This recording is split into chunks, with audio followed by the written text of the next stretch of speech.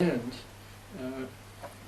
as we know it today, is not part of ancient Judaism, but rather of the way in which Judaism evolved over the centuries. And so, although, for example, Egyptian religion was confined to Egypt, and Persian religion confined to Persia, it didn't prevent them from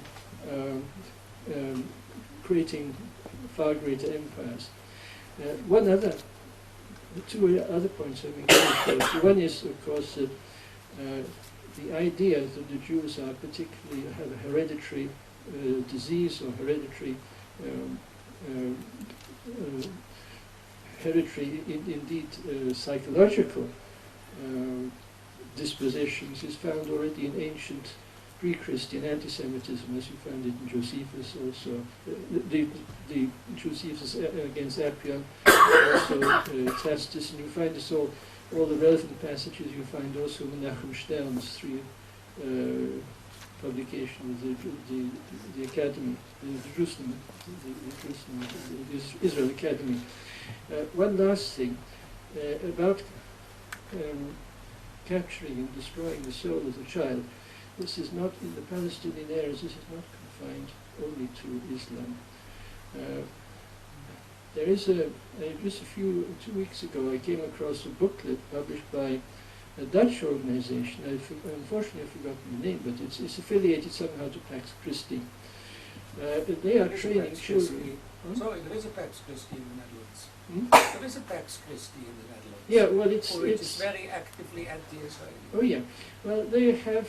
They call themselves a somewhat different name, but they make it clear that they're affiliated to Pax Christi. Anyway, the point is that there's this booklet is to train Palestinian school children how to communicate on the internet with children in other parts of the world in order to put over the Palestinian story about the health of the grandfathers expelled and this and so on and so on and so forth. This is, when I read this book, I was horrified, because this is, it is destroying the souls of Palestinian children.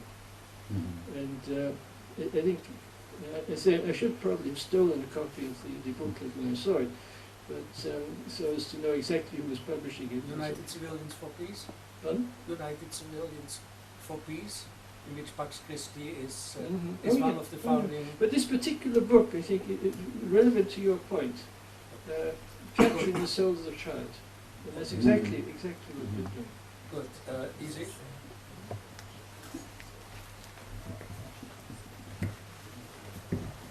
Thank you.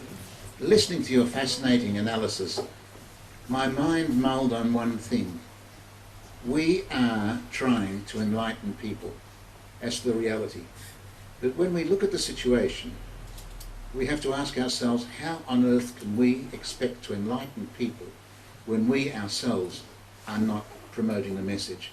And I come in particular, we are going through a phase at the moment where there's a major international global campaign by the Muslims to delegitimize any criticism of Islam.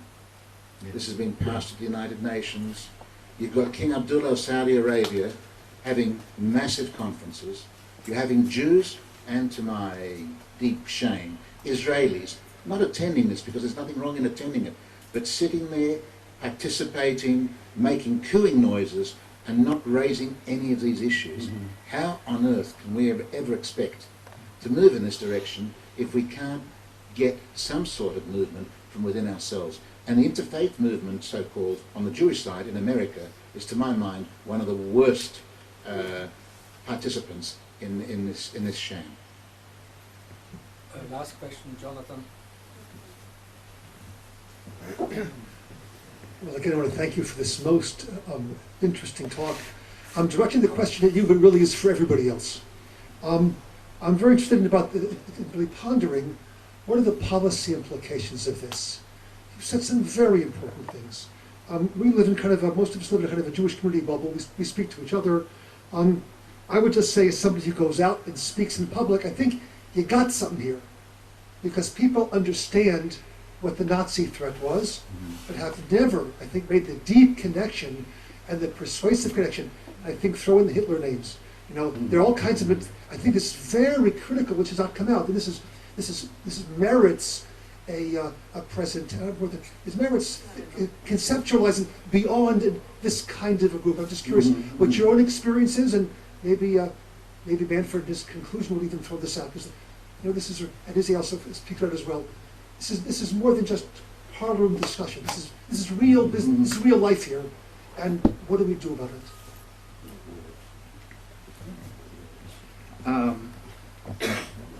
With regard to the first several points made about the ancient world and religion and geography, I appreciate those points being made, but I'm not sure what to add except to say that yes, it's in many cases nations that would go on wars of conquest were not going on wars to spread their religion. In many of the cases, at least, if not most, in the ancient world. Maybe one of the closest movements to spread of religion was actually the spread of Hellenism with the Alexandrian conquest. Alexander was a student of Aristotle and was interested in spreading Hellenism, civilization, and did view the Hebraic thinking in rather, negative terms. We're about to come up to Hanukkah, which is the anniversary of a collision between those traditions. As far as the soul of children, what I had in mind there is not just teaching children to become propagandists or to spread lies or to think in a certain manner, but to convince them, in addition to that, that the quickest way to find to the path into the arms of God is to kill a Jew and kill yourself in the process of killing a Jew. So it's the equation of murder and martyrdom. The most fundamental of the commandments in the human ben adam lehevro, right, between human and human, is lo tirtzach, or don't murder. And here we're making murder into something righteous, and I think that's more of what I have in mind with the destruction of the soul of the Jew. I did suggest that not all Muslims are Hamas jihadists, and that's my experience. I know personally Muslims are extremely critical of that. I think it's important to give those Muslims a voice. And if we don't talk with them, they won't have a voice. In fact, just by talking to us, they're already crossing a line. Now, this dialogue is not the same as sitting at the conference and listening to the Saudis hold forth on how great Islam is. That's not dialogue, in my opinion. Dialogue if it is dialogue, is a very uncomfortable process. It's not about getting along. It's about colliding. There is a reason why National Socialist thinking takes hold in Islam. There is a certain fuel there that's ready for that spark.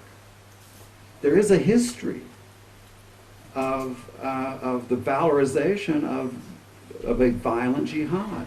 The four main schools of Muslim law, disagree and have their issues on a number of points, but one thing that they all agree on is that jihad is a holy duty. Going to war for Allah is a holy duty.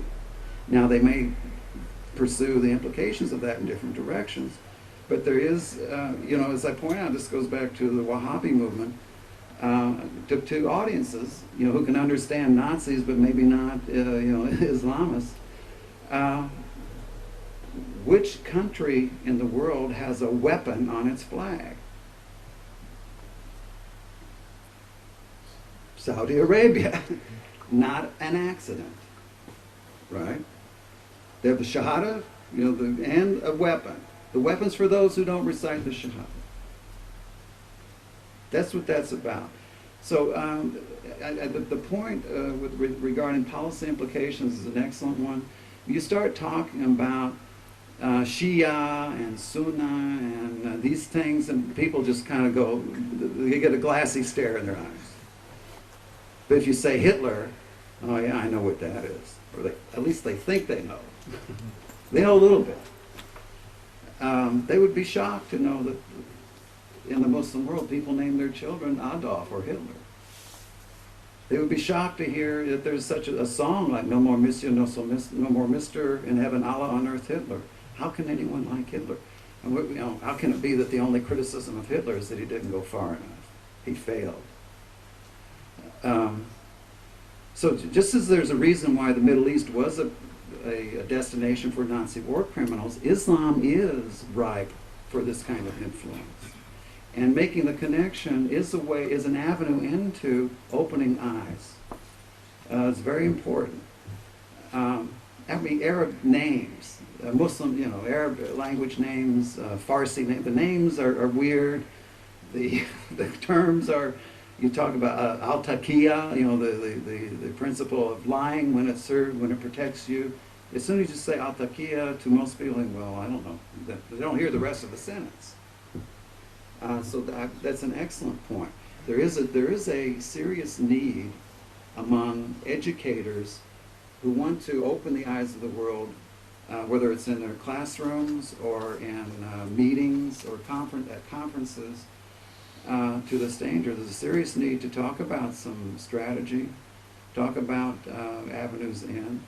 Let me just finish with kind of making a connection back with the heavy pressure to refrain from any criticism of Islam whatsoever. It's a glorious tradition. I heard Steve Emerson, who's an American expert on terrorism, criticized on television for referring to the Muslim Brotherhood as Muslim Brotherhood by calling them Muslims. He says, he answered the interview, but that's what they call themselves. I know, but you can't call them that, because if you say Muslim, you're denigrating an entire tradition. One of the important things is to name the evil. Mumbai. See, you got me started. The way the events in Mumbai were reported in the U.S., most of the time, there was no mention of Jews being killed there. And I was listening, and half the time, the perpetrators were not called terrorists. They were militants, fighters, and never were they referred to as Muslims. It's a matter of policy to refuse to name what you're dealing with. If you don't name it, you can't see it. If you don't name it, you can't see it. Even though the Center for Arab American Islamic Relations, the CARE group in the U.S., they just had some of their guys convicted of funneling money to Hamas and other terrorist organizations. Yes. Who notices that? Who makes anything of it? Oh, it's an aberration. It's not a defining feature. They're still, peace-loving, etc. But the evil has to be named in order to be seen. It has to be named despite the social and political pressures not to name it. And I can tell you, those of you who have been in academia know that academia can be a snake pit. And if you even, there's no more vicious thought police than in academia. And I'm not exaggerating by a lot. So it takes some people who have just a little courage to speak up, because I personally know people who've lost jobs for saying the wrong thing in academia. Thank you so much for your kindness. Thank you. Your attention. Thank you very much. I hope to see you here all of the